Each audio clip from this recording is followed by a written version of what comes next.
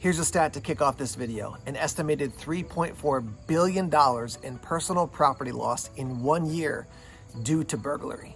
In 2022, there are almost 1 million burglaries in the US. In this video, I want to give you 20 tips on how to keep your home safe from break-ins. Whether it's when you're home, whether you're not home, somebody coming to take something from your house, or somebody coming in with even more evil intentions, here are 20 ways to keep your home safe. All right, tip number 1 is lighting. Put a light on at night. You can leave it on during the day. Have lights on in the house at night. Burglars are looking for an easy opportunity. So if they come to your house during the day or during the night and they see any kind of lights on, they're more likely to go, somebody could be home. I'm gonna go check out another space. Leaving on your front light at night is a great deterrent, and it'll keep people less likely from coming up and messing around with your house. Number 2 is lock your windows. It's so easy to do. When you shut your window, just lock it. It's not that hard to unlock it when you want to reopen your window, but did you know that there's an estimated almost 380,000 break-ins that happened in a year's time in the US where burglars came in through a window? Number 3 is going to cost you less than $5. It's get a beware of dog sign and put it in your window. Dogs are a great deterrent to somebody breaking in. If somebody knows I have a dog, they're less likely to come in. If they see a sign that says beware of dog, that communicates, hey, this dog might not be so friendly if you show up uninvited. And so for less than $5, pop one of these up in your window, and that can be a deterrent. Number 4 is obvious and easy to do, but you gotta actually do it. Lock your door. If you're home for any amount of time, or if you leave, lock the door. Again, somebody who's trying to break in, they're probably not going to put a ton of effort in. And so if they find your windows and your doors are locked, there's a very good chance they're going to leave. I want to note here that this type of lock on your doorknob is not nearly as strong as having a deadbolt, or a deadbolt and then also a chain as well. So maybe think in the future about adding an additional lock to your door if you don't have one. Number 5 is put up a security sign. Now, we're going to talk about Ring doorbells in a little bit. But I put this sign up, again, if somebody sees that, they're gonna be less likely to mess around with my house. You may say, well, I don't have a Ring doorbell. I picked this up at Walmart for like $2. If you put this on a window, you put it near your front door, again, it's communicating to somebody, hey, you might wanna think twice before you mess with my house. You could even just make a Word document on your computer that says something, security system here, or this house secured by, something like that, and let it be known that, hey, you might want to think twice about coming to my house because, hey, we got a security system. Number 6 is if you have a sliding glass door at your house, put a piece of PVC or a strong, solid piece of wood in the track so that even if somebody breaks the lock, they can't slide the door open. It's relatively simple to find something that will fit in there. Make sure that it's solid. It's not something that if somebody pushes really hard, they can snap. But you put something in there, and then even if the lock is broken, they can't push the door open. Tip number 7 starts by getting a close-up of this right here. Take a look at this front door strike plate. So the average strike plate on a front door comes with screws probably about this big. With enough force, you can just knock the strike plate right off. So a simple fix is to take out these screws and replace them with ones this big.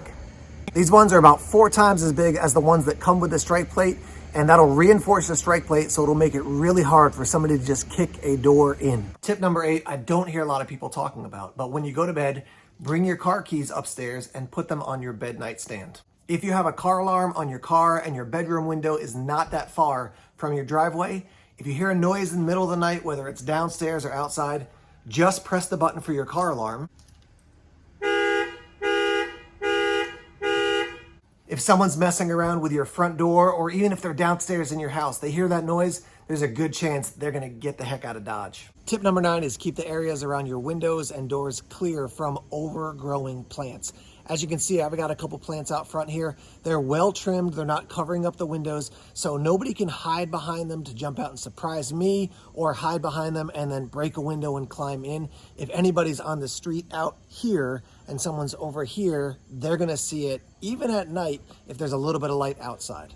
Tip number 10 is right there. It's a Ring doorbell. Now, I realize not everybody can get these, but at the time of this video, I saw on Amazon you can get a Ring doorbell for $59 and change, up to over $100, depending on the system you get. But if you've got wireless at your house, you can easily install one of these. And then when somebody's outside or when they ring the doorbell, you can set it up so that the camera starts recording and you know what's going on. The thing I love about this doorbell is it's not a very slim shot, it's a wide angle shot. So if somebody's far over on this side of my driveway or that side of my driveway, I can still see what's going on. For not a lot of money, it's a whole other level of security. And remember, if a burglar sees that, they're a lot less likely to come mess with your house because you've got them on camera. Tip number 11 is to get automatic timers for your lights. You can get automatic light timers that plug directly into a plug, and then you plug a lamp into that, or you can get ones that are built directly into your light switch. Those are a great tool to have lights come on at night if you're maybe out to dinner or if you're away visiting somebody. Lights on at night, that's definitely a deterrent to someone who's thinking about breaking into your house. Tip number 12 is here, right here, here, and over here as well. So what's my point? Get to know your neighbors and your community. If you know your neighbors, they'll keep an eye out for you. You can keep an eye out for them as well. If you're away, they can keep an eye on your house and say, hey, somebody was poking around the other day. I wanted you to know about that. If they see some unusual activity, they could call you, they could call the police. It's great to have a community around you that's looking out for one another. Tip number 13 is a virtual tip. Be careful of what you're sharing on social media.